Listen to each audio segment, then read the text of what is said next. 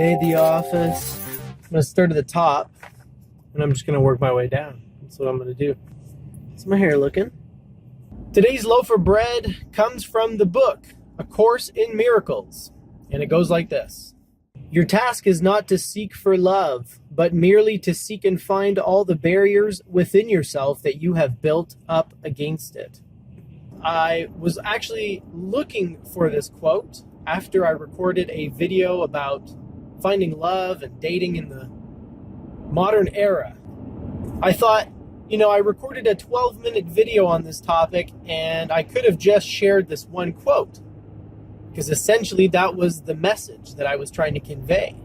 The way to find true love is not to go out there and to seek it, but rather to find all of the obstacles, all of the fortresses, all of the walls, and all of the bars that we have erected within ourselves to prevent love from coming in.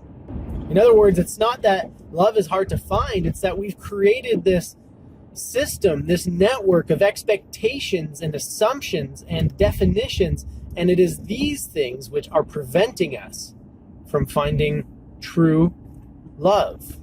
So again, instead of going on Tinder, instead of going on dating websites and, looking for a soulmate that way, it might be a worthwhile consideration to instead find and destroy the obstacles that you have created for yourself, the obstacles that are preventing you from finding love in the first place.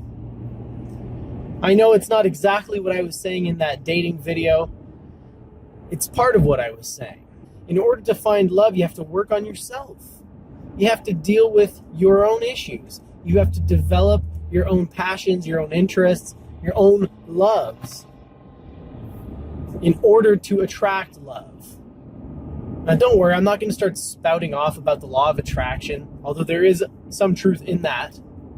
It's not some mystical force that you can tap into that no one else can tap into. It's just common sense. If you fill your head with negative thoughts, you're going to feel negative. You're going to be coming off negatively towards others, and those people are going to react negatively to you. And then you're going to think, wow, why does this always happen to me? Why am I always being treated poorly? Or why do I always have assholes in my life? Well, because you're an asshole. So you attract what you are. It's not rocket science. It's not magical. So yes, as you start to experience love more and more, and not just romantic love, of course, because that's sort of what you're seeking, isn't it? As you start to experience different types of love of art, love of a certain cause or a certain idea or a certain society or group or whatever it is, whatever you fall in love with, whatever you love. So as you start to experience love more and more, you're going to start drawing it to you. You're going to start putting yourself in situations that are conducive to meeting people who are like you, who are compatible with you.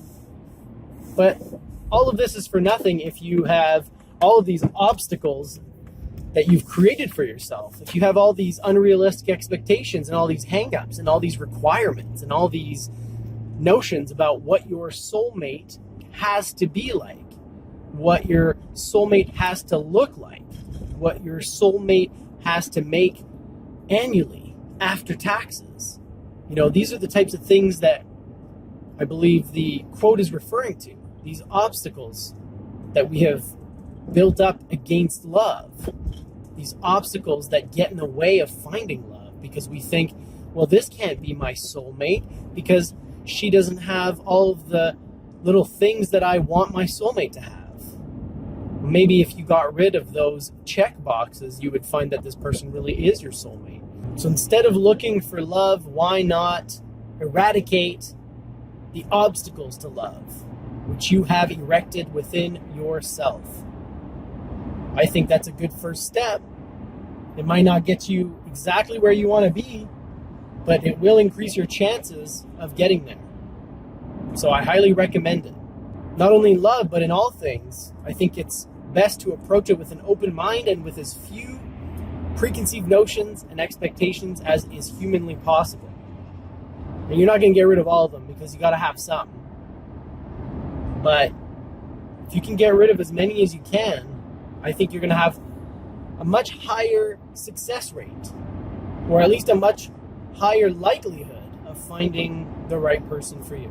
Words of wisdom from A Course in Miracles, a book I haven't read yet, but it's been on my list for a while and I might just have to check it out now. Anyway, thanks for joining me, and don't forget to live well, my friends.